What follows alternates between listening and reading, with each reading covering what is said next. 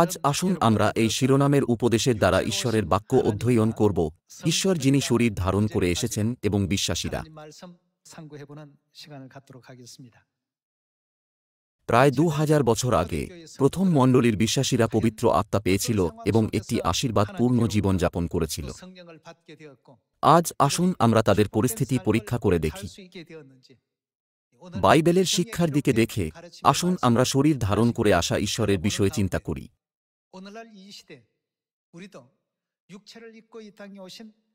পবিত্র আত্মা পাওয়ার জন্য আমাদের কোন বিশ্বাসের সাথে ঈশ্বরকে স্বাগত জানানো উচিত,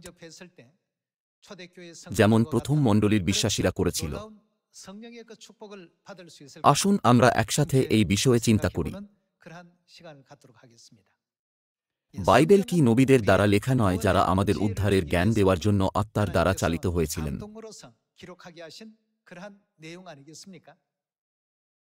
প্রথমে আসুন আমরা পুরাতন নিয়মে যীশু খ্রিস্টের বিষয়ে ভবিষ্যদ্বাণী অধ্যয়ন করি।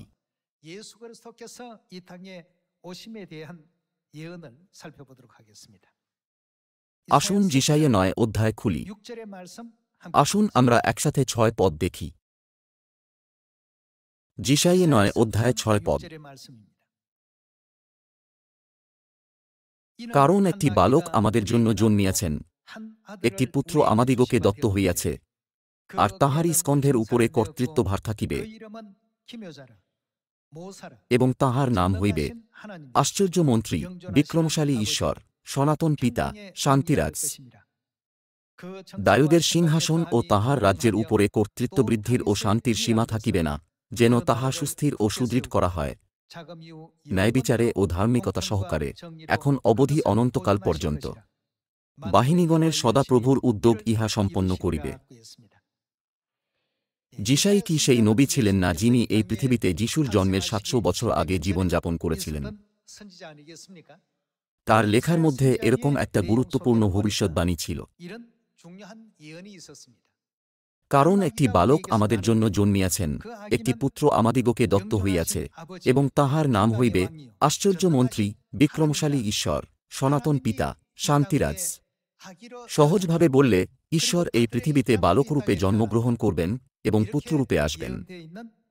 এটা হল যিশাই 9 অধ্যায়ের ভবিষ্যদ্বাণী। এটা ঘটার 700 বছর আগে যিশাই কি শরীর ধারণ করে আসা ঈশ্বরের বিষয়ে,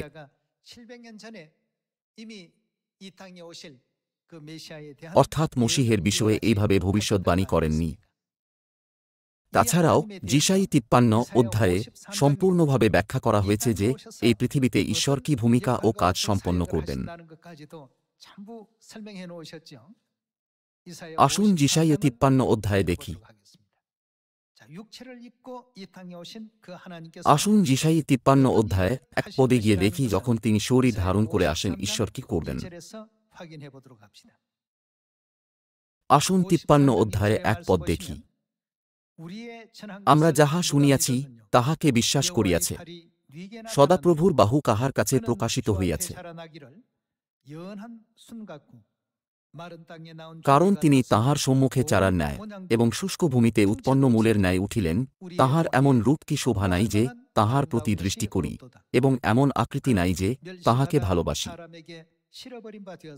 তিনি অবজ্ঞাত ও মনুষ্যদের ত্যায্য, ব্যথার পাত্র ও যাতনা পরিচিত হইলেন।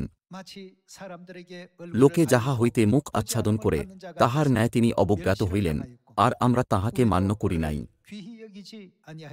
সত্য, আমাদের যাতনা সকল তিনি তুলিয়া লইয়াছেন, আমাদের ব্যথা সকল তিনি বহন করিয়াছেন।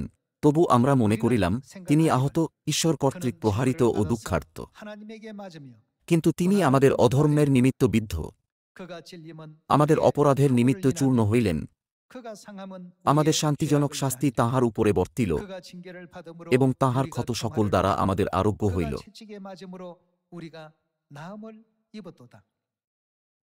আমরা সকলে মেষগণের ন্যায় ভ্রান্ত হইয়াছি, প্রত্যেকে আপন আপন পথের দিকে ফিরিয়াছি, আর সদাপ্রভু আমাদের সকলকার অপরাধ তাঁহার উপরে বর্তাইয়াছেন। যিশাই 9 এবং 53 অধ্যায়ের দ্বারা আমরা দেখতে পাই যে যিশুর জন্মের 700 বছর আগে বাইবেল আগেই বলেছিল যে এই পৃথিবীতে ঈশ্বর কি ধরনের পথে হাঁটবেন।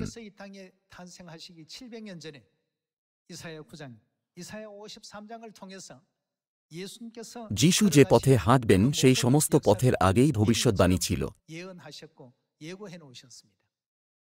যদিও তিনি ঈশ্বর, তবুও তিনি এরকম জীবনযাপন করবেন। তিনি লোকেদের দ্বারা প্রত্যাখ্যাত হবেন, তুচ্ছ হবেন এবং চাবুকের আঘাত পাবেন। তিনি আমাদের পাপের সমস্ত বোঝা বহন করবেন। তিনি কষ্টভোগ সহ্য করবেন। এটা ঈশ্বরের বিষয়ে ভবিষ্যদ্বাণী ছিল, যিনি শরীর ধারণ করে এসেছিলেন। যিশাইয়া 9 অধ্যায় 6 পদে লেখা আছে, কারণ একটি বালক আমাদের জন্য জন্মিয়াছেন। তাহলে এই বালকটি কে? বিক্রমশালী ঈশ্বর, সনাতন পিতা। সহজভাবে বললে এর মানে কি এটা নয় যে পিতা ঈশ্বর শরীর ধারণ করে পৃথিবীতে আসবেন? তাহলে তিনি কোন ধরনের কাজ সম্পন্ন করবেন? আমরা দেখতে পাই যে যিশাইয়া 53 অধ্যায় ব্যাখ্যা করে যে কেন তিনি শরীর ধারণ করে এসেছিলেন। ভবিষ্যদ্বাণী আছে যে তিনি আমাদের যন্ত্রণা বহন করবেন এবং আমাদের সমস্ত পাপের বোঝা বহন করবেন।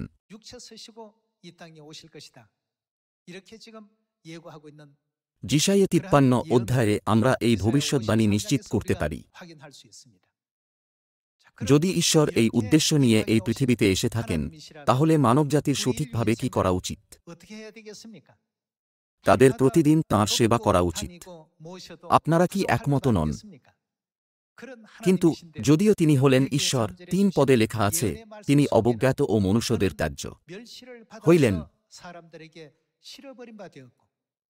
যদিও তিনি ঈশ্বর, তবুও তাকে স্বাগত জানানো হবে না, বরং মানবজাতি তাকে অস্বীকার করবে। যখন ঈশ্বর শরীর ধারণ করে এই পৃথিবীতে এসেছিলেন, প্রথম মণ্ডলীর বিশ্বাসীরা কি ধরনের বিশ্বাসের সাথে খ্রিস্টকে গ্রহণ করেছিল?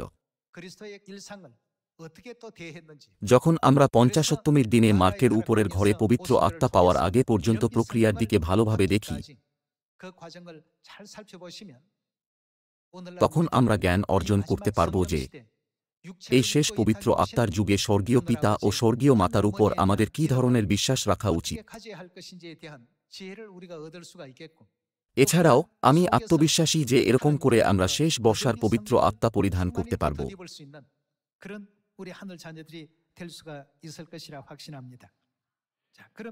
আসুন আমরা 2000 বছর আগে ফিরে যাই এবং মথি 26 অধ্যায় দ্বারা দেখি যে যখন লোকেরা যিশুকে গ্রহণ করেছিল, যিনি শরীর ধারণ করে এসেছিলেন, তখন তাদের কেমন বিশ্বাস ছিল।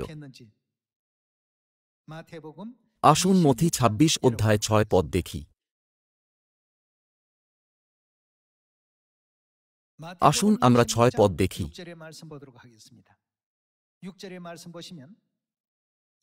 যিশু যখন বৈথুনিয়ায় কুষ্ঠী সিমনের বাটিতে ছিলেন, তখন একটি স্ত্রীলোক শ্বেত প্রস্তরের পাত্রে বহুমূল্য সুগন্ধি তৈল লইয়া তাঁহার নিকটে আসিল, এবং তিনি ভোজনে বসিলে তাঁহার মস্তকে ঢালিয়া দিল। কিন্তু তাহা দেখিয়া শিষ্যেরা বিরক্ত হইয়া কহিলেন, এ অপব্যয় কেন? ইহা তো অনেক টাকায় বিক্রয় করিয়া তাহা দরিদ্রদিগকে দিতে পারা যাইত। কিন্তু যিশু তাহা বুঝিয়া তাহাদিগকে কহিলেন, স্ত্রীলোকটিকে কেন দুঃখ দিতেছ? এ তো আমার প্রতি সৎকার্য করিল। কেননা দরিদ্রেরা তোমাদের কাছে সর্বদাই আছে, কিন্তু তোমরা আমাকে সর্বদা পাইবে না। বস্তুত আমার দেহের উপরে এই সুগন্ধি তৈল ঢালিয়া দেওয়াতে এ আমার সমাধির উপযোগী কর্ম করিল। আমি তোমাদিগকে সত্য কহিতেছি, সমুদয় জগতে যে কোনো স্থানে এই সুসমাচার প্রচারিত হইবে, সেই স্থানে ইহার এই কর্মের কথাও ইহার স্মরণার্থে বলা যাইবে। যিশুর চারপাশে অনেক লোক ছিল, যেমন যিশাইয়া 53 অধ্যায় 3 পদে লেখা আছে, তিনি মানবজাতির দ্বারা প্রত্যাখ্যাত হয়েছিলেন। অন্য কথায়, তাকে নিচু চোখে দেখা হয়েছিল। এটা হল ঈশ্বর যিনি শরীর ধারণ করে এসেছিলেন, সেই যিশুর বিষয়ে ভবিষ্যদ্বাণী। নবী যিশাইয়া 700 বছর আগে এই ভবিষ্যদ্বাণী রেখে গিয়েছিলেন। অনেক লোকেরা যিশুর সাথে ঠিক তেমনই ব্যবহার করেছিল যেমন ভবিষ্যদ্বাণী করা হয়েছিল। তারা যিশুকে প্রত্যাখ্যান ও তুচ্ছ করেছিল, তাঁকে পাথর মারার চেষ্টা করেছিল এবং তাঁর শিক্ষাকে প্রকাশ্যে তুচ্ছ করেছিল। তবুও এমন লোকেরা ছিল যারা মহান বিশ্বাসের সাথে তাকে গ্রহণ করেছিল, যেমন আমরা এই পদে দেখতে পারি। একটা অ্যালাবাস্টার জারের দামি সুগন্ধির দাম আজকের দিনে 1 বছরের বেতনের সমান। এটা অত্যন্ত মূল্যবান। সে দামি সুগন্ধির পাত্র ভেঙে যিশুর মাথায় ঢেলে দিয়েছিল। যিশু বলেছিলেন, আমাকে কবর দেওয়ার জন্য প্রস্তুত করার জন্য সে আমার দেহের উপর এই সুগন্ধি ঢেলে দিয়েছে। আমি তোমাদিগকে সত্য কহিতেছি, সমুদয় জগতে যে কোনো স্থানে এই সুসমাচার প্রচারিত হইবে, সেই স্থানে ইহার এই কর্মের কথাও ইহার স্মরণার্থে বলা যাইবে। সেই স্ত্রীর বিশ্বাসের বিষয়ে যিশুর প্রশংসা কি বোঝায়? যখন ঈশ্বর শরীর ধারণ করে এই পৃথিবীতে এসেছিলেন, অনেক লোকেরা যিশুর সাথে খারাপ ব্যবহার করেছিল।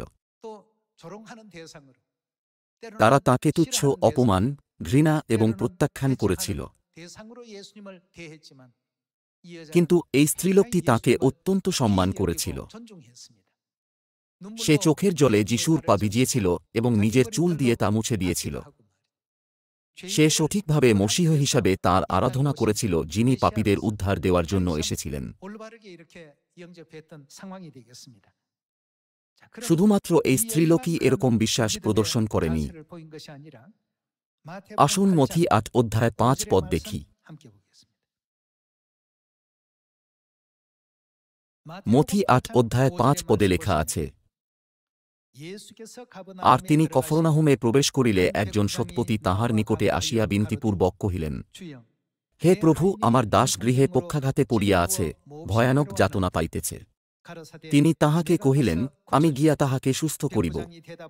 শতপতি উত্তর করিলেন, হে প্রভু, আমি এমন যোগ্য নই যে আপনি আমার ছাদের নিচে আইসেন, কেবল বাক্যে বলুন, তাহাতেই আমার দাস সুস্থ হইবে। কারণ আমিও কর্তৃত্বের অধীনে নিযুক্ত লোক, আবার সেনাগণ আমার অধীন।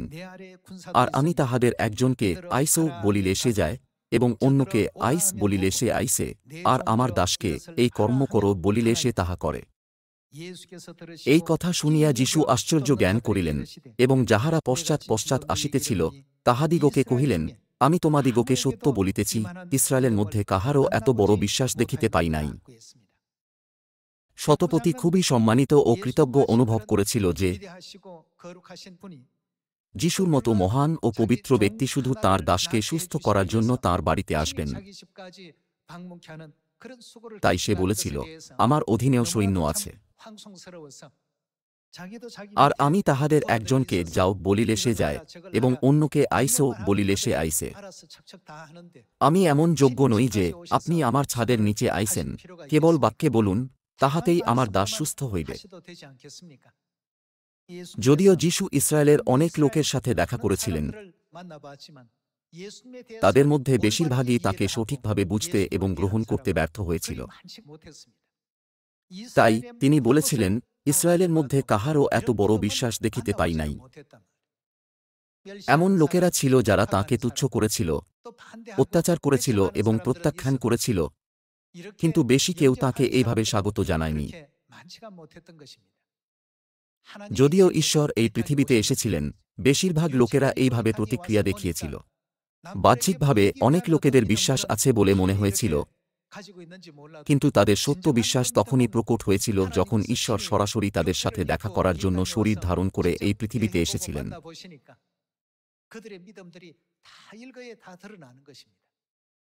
নোনতা জল এবং মিষ্টি জলের বিষয়ে চিন্তা করুন। যখন উভয়ই তাদের তরল অবস্থায় থাকে, এটা বলা কঠিন যে কোনটা নোনতা জল এবং কোনটা মিষ্টি জল। মনে হয় কোনো পার্থক্য নেই, কিন্তু যখন সেগুলিকে দীর্ঘ সময়ের জন্য সূর্যের আলো রাখা হয়, কোনো চিহ্ন না রেখে মিষ্টি জল বাষ্পীভূত হয়ে যায়। কিন্তু নোনতা জলের কি হয়? এটা সাদা লবণের স্ফটিক গঠন করে। একইভাবে যাদের বিশ্বাস আছে এবং যাদের কাছে এটা শুধুমাত্র একটা রূপে আছে, তাদের মধ্যে একটা পার্থক্য আছে। সেই স্ত্রীলোকের কথা চিন্তা করুন যে যিশুর মাথায় সুগন্ধি ঢেলে দিয়েছিল, এবং শতপতির কথা চিন্তা করুন যে যিশুকে সম্মান করেছিল। যখন অসংখ্য লোকেরা যিশুকে তুচ্ছ ও অত্যাচার করেছিল, তখন এমন লোকেরাও ছিল যারা এই লোকেদের মতো তাকে শ্রদ্ধা করত। অবশেষে ঈশ্বর কাদের পবিত্র আত্মা দেবেন? আমাদের সঠিকভাবে চেনা দরকার যে কেন এই ইতিহাস নতুন নিয়মে লেখা আছে এবং কেন আজ এটা আমাদের কাছে পৌঁছে দেওয়া হচ্ছে। কিছু লোকেরা যিশুর দিকে উদাসীনভাবে দেখেছিল।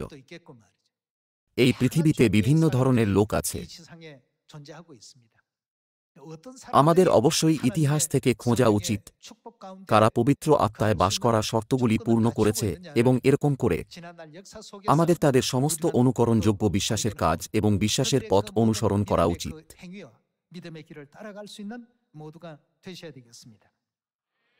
আসুন মথি 9 অধ্যায় যাই। আসুন মথি 9 অধ্যায় 18 পদ দেখি।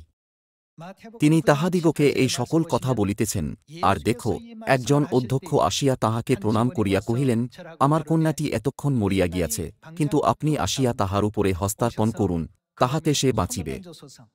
তখন যীশু উঠিয়া তাহার পশ্চাৎ গমন করিলেন, তাহার শিষ্যগণ চলিলেন। আর দেখো, 12 বৎসর অবধি প্রদর রোগগ্রস্ত একটি স্ত্রীলোক তাহার পশ্চাৎ দিকে আসিয়া তাহার বস্ত্রের থোপ স্পর্শ করিল, কারণ সে মনে মনে বলিতেছিল, উহার বস্ত্রমাত্র স্পর্শ করিতে পারিলেই আমি সুস্থ হইব। তখন যীশু মুখ ফিরাইয়া তাহাকে দেখিয়া কহিলেন, বৎসে, সাহস করো, তোমার বিশ্বাস তোমাকে সুস্থ করিল। সেই দণ্ড অবধি স্ত্রীলোকটি সুস্থ হইল। যেমন আমরা এখানে দেখতে পারি, যখন অন্যরা যীশুকে উপহাস ও নিন্দা করেছিল, তখন এই স্ত্রীলোকটি আলাদা ছিল।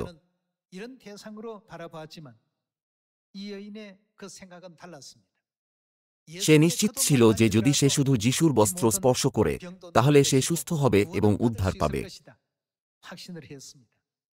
যখন ঈশ্বর বালক হিসাবে শরীর ধারণ করে এই পৃথিবীতে এসেছিলেন, তিনি সমস্ত ধরনের লোকের সাথে দেখা করেছিলেন। সেখানে এমন লোকেরা ছিল যারা তাকে স্বাগত জানিয়েছিল, এমন লোকেরাও ছিল যারা তাকে বাধা দিয়েছিল, তুচ্ছ এবং উপহাস করেছিল। তাহলে ঈশ্বর কাদের প্রতি পবিত্র আত্মা ঢেলে দিয়েছিলেন? আজ আমাদের শুধু শেষ বর্ষার পবিত্র আত্মা চাওয়া উচিত নয়, কিন্তু প্রথম মণ্ডলীর ইতিহাসের দ্বারাও আমাদের কি আরও একবার আমাদের বিশ্বাস পুনর্গঠন করা উচিত নয়?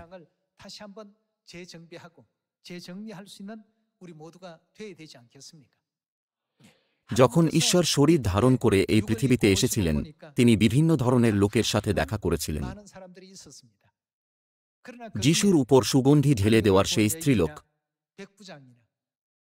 শতপদী এবং প্রদর রোগগ্রস্ত স্ত্রীলোকটি ছাড়াও আর কে পবিত্র আত্মা পেতে সক্ষম হয়েছিল? ঈশ্বর শরীর ধারণ করে এসেছিলেন এবং সমস্ত ধরনের লোকের সাথে তাঁর দেখা হয়েছিল। ইস্করিয়তীয় জিহুদা, পিতর, অন্য শিষ্যরা, পিলাত এবং মহায়াজকের দাসেরা যারা যিশুকে বন্দী করতে এসেছিল।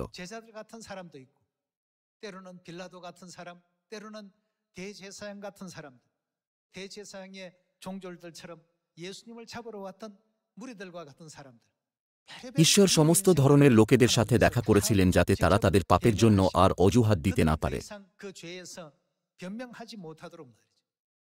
যখন আমরা সুসমাচার পড়ি, আমরা দেখতে পারি যে কিভাবে ঈশ্বর শরীর ধারণ করে এসেছিলেন এবং সকলের সাথে মিলিত হয়েছিলেন এবং তাঁর রূপ, কাজ এবং পরিবেশ বুঝতে পারি। এরকম করার সময় আমাদের তাদের সাথে নিজেদের তুলনা করা দরকার। আমরা আত্মা ও কন্যার সাথে কেমন আচরণ করছি?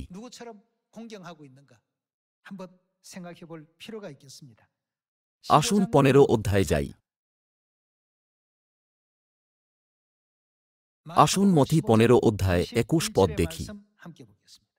15 অধ্যায় 21 পদে লেখা আছে, পরে যীশু তথা হইতে প্রস্থান করিয়া সোর ও সিদোন প্রদেশে চলিয়া গেলেন।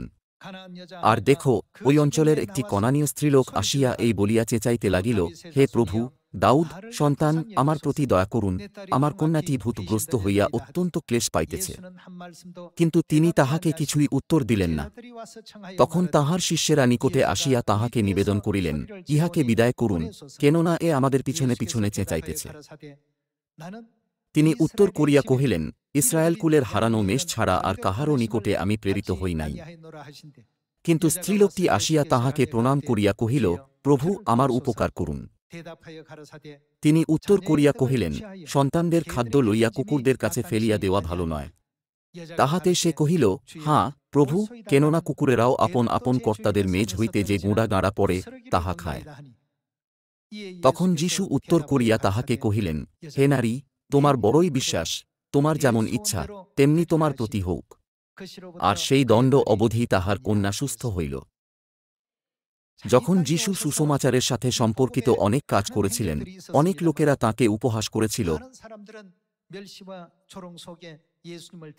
কিন্তু এমন লোকও ছিল, যদিও তারা খুব কম ছিল, যারা খ্রিস্টকে সত্য ঈশ্বর বলে চিনতে পেরেছিল, যিনি শরীর ধারণ করে এসেছিলেন।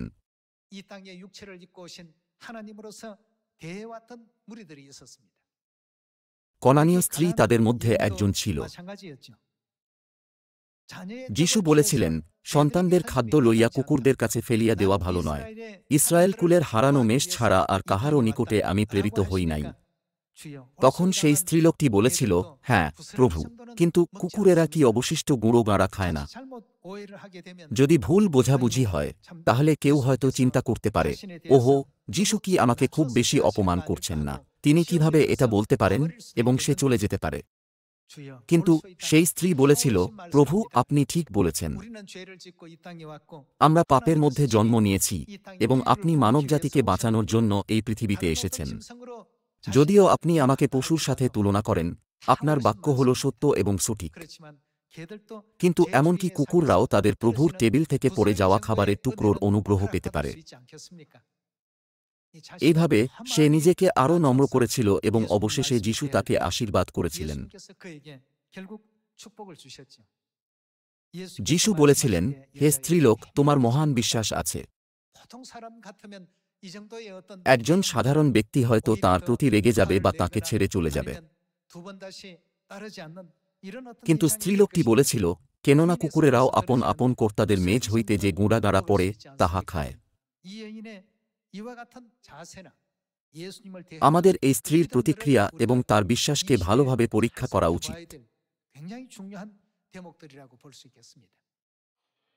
এই লোকেরা কি ঈশ্বরের কাছ থেকে পবিত্র আত্মা পাওয়ার যোগ্য নয়?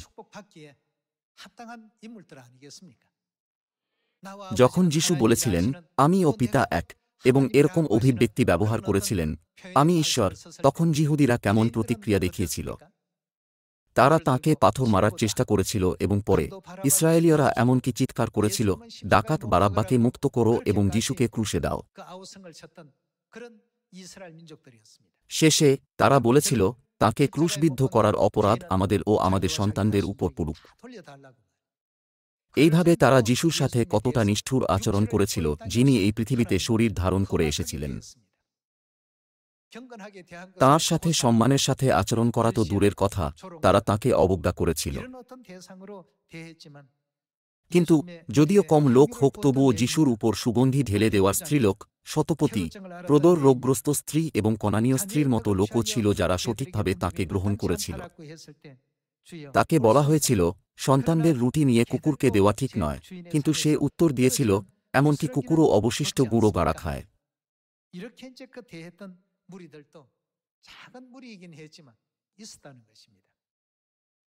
কেন এই বিষয়বস্তু সুসমাচারের পুস্তকে লেখা আছে? আমি বিশ্বাস করি আমাদের এর পিছনে থাকা কারণগুলি বোঝা দরকার। উদ্ধারের বিষয়ে বাইবেল আমাদের কি করে? এটা আমাদের উদ্ধারের জন্য বুদ্ধিমান করে তোলে। যদি আমাদের মধ্যে জ্ঞানের অভাব থাকে, আমাদের বাইবেলের দ্বারা জ্ঞান খোঁজা উচিত। এই লোকেরা সবাই আশীর্বাদ পেয়েছিল। অন্যদিকে যে লোকেরা যিশুর রক্তের দায় তাদের ও তাদের সন্তানদের উপর চেয়েছিল এবং তাকে ক্রুশবিদ্ধ করেছিল, তারা সবাই ধ্বংস হয়ে গিয়েছিল। আমরা কি এই বিষয়ে ভালোভাবে জানি না? আমাদের কি বাইবেলের দ্বারা এরকম জ্ঞান শেখা উচিত নয়?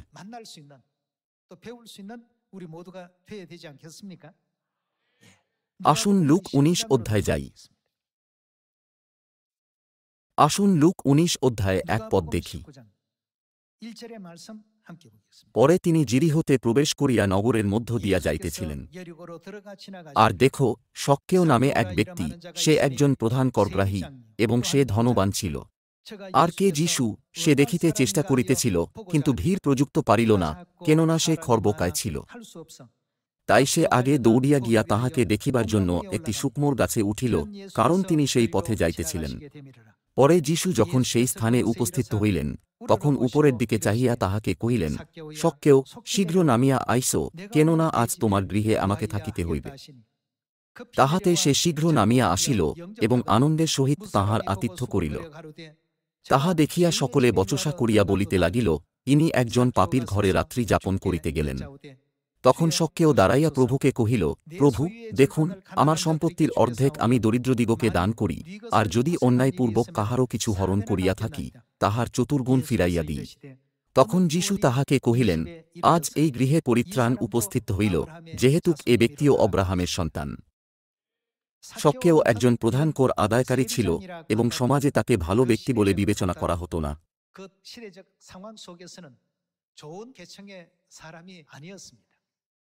এটা কি এই জন্য নয় যে সেই সময়ে ইসরায়েল রোমের প্রজা রাজ্য ছিল?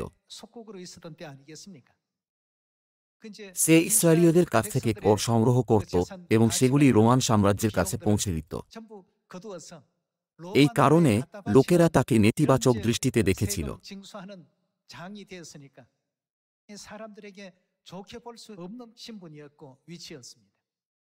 তার অবস্থা সত্ত্বেও যিশু তার প্রতি লক্ষ্য করেছিলেন এবং বলেছিলেন, আজ আমাকে তোমার বাড়িতে থাকতে হবে। এটা শুনে শক্কেও অনেক খুশি হয়েছিল। কেউ কেউ হয়তো চিন্তা করতে পারে, ওহো না, যদি যিশু আমার ঘরে থাকেন, তাহলে অনেক লোকেরা তাঁকে অনুসরণ করবে এবং তাদের আতিথেয়তা করা অনেক পরিশ্রমের হবে। যারা যিশুকে সঠিকভাবে বুঝতে পারেনি, তারা এরকম চিন্তা করত, কিন্তু শক্কেও আনন্দে পূর্ণ হয়েছিল।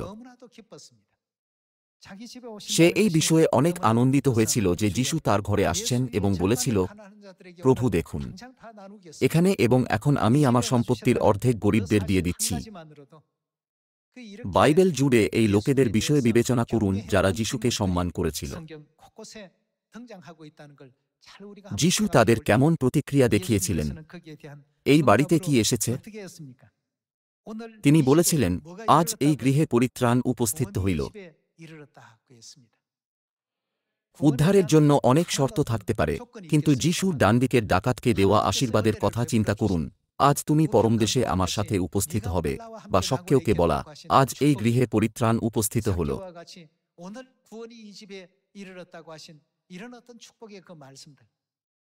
সাধারণ লোকেরা হয়তো সেগুলিকে সুন্দর বাক্য বলে বিবেচনা করতে পারে, কিন্তু আমাদের দেওয়া ঈশ্বরের সমস্ত বাক্য কি? প্রতিটি বাক্য অবশ্যই পূর্ণ হবে। আমাদের কি সবসময় এটা মনে রাখা উচিত নয়? সেখানে শক্কেও সুগন্ধি ঢেলে দেওয়া স্ত্রীলোক, শতপতি এবং প্রদর রোগগ্রস্ত স্ত্রীলোকের মতো লোকেরাও ছিল। সেই কনানীয় স্ত্রীলোকটিকে বলা হয়েছিল, সন্তানদের রুটি নিয়ে কুকুরকে দেওয়া ঠিক নয়, তবুও সে বলেছিল, হ্যাঁ প্রভু, এটা ঠিক। সে সঠিকভাবে বুঝতে পেরেছিল যে যিশু কে ছিলেন। যারা পুত্রের যুগে যিশুকে সঠিকভাবে গ্রহণ করেছিল, ঈশ্বর তাদের পবিত্র আত্মা ও আশীর্বাদ দিয়েছিলেন। তিনি এমনকি তাদের তাঁকে সঠিকভাবে জানার জ্ঞান এবং আরও বিশ্বাস দিয়েছিলেন।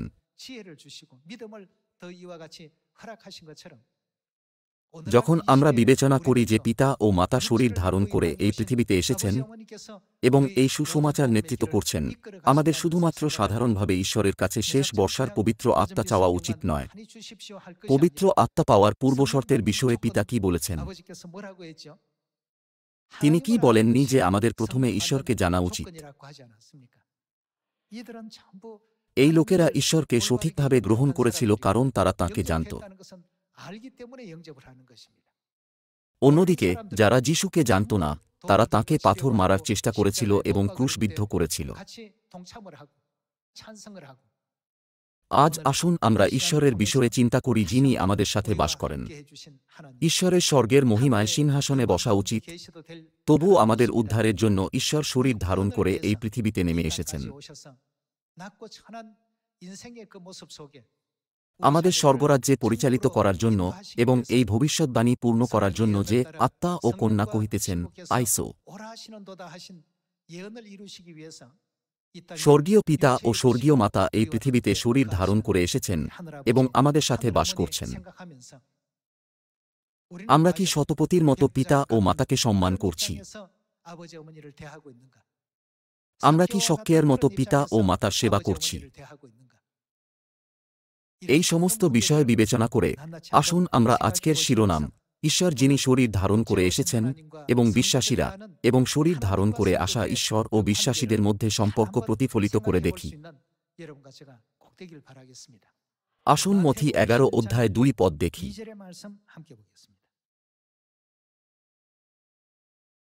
পরে যোহন কারাগারে থাকিয়া খ্রিস্টের কর্মের বিষয় শুনিয়া আপনার শিষ্যদের দ্বারা তাহাকে জিজ্ঞাসা করিয়া পাঠাইলেন, যাহার আগমন হইবে সেই ব্যক্তি কি আপনি, না আমরা অন্যের অপেক্ষায় থাকিব?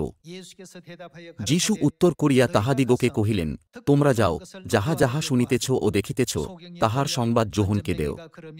অন্ধেরা দেখিতে পাইতেছে ও খঞ্জেরা চলিতেছে, কুষ্ঠীরা সূচীকৃত হইতেছে ও বধিরেরা শুনিতেছে, এবং মৃতেরা উত্থাপিত হইতেছে ও দরিদ্রদের নিকটে সুসমাচার প্রচারিত হইতেছে। আর ধন্য ধন্য কে সেই ব্যক্তি যে আমাতে বিঘ্নের কারণ না পায়। বাইবেলের ভবিষ্যদ্বাণী বিবেচনা করুন। কারণ একটি বালক আমাদের জন্য জন্মিয়াছেন, একটি পুত্র আমাদিগকে দত্ত হইয়াছে, আর তাহারই স্কন্ধের উপরে কর্তৃত্বভার থাকিবে, এবং তাহার নাম হইবে আশ্চর্যমন্ত্রী, বিক্রমশালী ঈশ্বর, সনাতন পিতা। যদিও তিনি বালক এবং পুত্র রূপে এই পৃথিবীতে এসেছিলেন, তিনি হলেন পরাক্রমশালী ঈশ্বর, সনাতন পিতা। তবুও কেউ কেউ আশ্চর্য হয়, কেন ঈশ্বর এরকম করবেন? কেন শুধুমাত্র ঈশ্বর এটা করতে সক্ষম? ঈশ্বর কি সত্যি এরকম? অনেক লোক সন্দেহ ও প্রশ্ন করে। এই কারণে যীশু কি বলেছিলেন? কোন ধরনের লোকেরা আশীর্বাদ প্রাপ্ত? আর ধন্য সেই ব্যক্তি যে আমাতে বিঘ্নের কারণ না পায়। আমাদের ঈশ্বর এর থেকেও মহান কাজ করতে পারতেন এবং প্রথম মণ্ডলীতে সুসমাচার সমাপ্ত করতে পারতেন, কিন্তু সবকিছু বাইবেলের ভবিষ্যদ্বাণী অনুসারে হয়েছিল। তিনি আমাদের পাপের প্রায়শ্চিত্ত করার জন্য পাপবলি হিসাবে এই পৃথিবীতে এসেছিলেন, ক্রুশে দুঃখ ভোগ সহ্য করেছিলেন এবং তুচ্ছ হয়েছিলেন। তবুও তাদের মধ্যে খুব কম লোকই ছিল যারা তাঁকে চিনতে পেরেছিল। তিনি তাদের এক এক করে তাঁর প্রিয় লোক হিসাবে গ্রহণ করেছিলেন এবং তাদের সত্যে পরিচালনা করেছিলেন।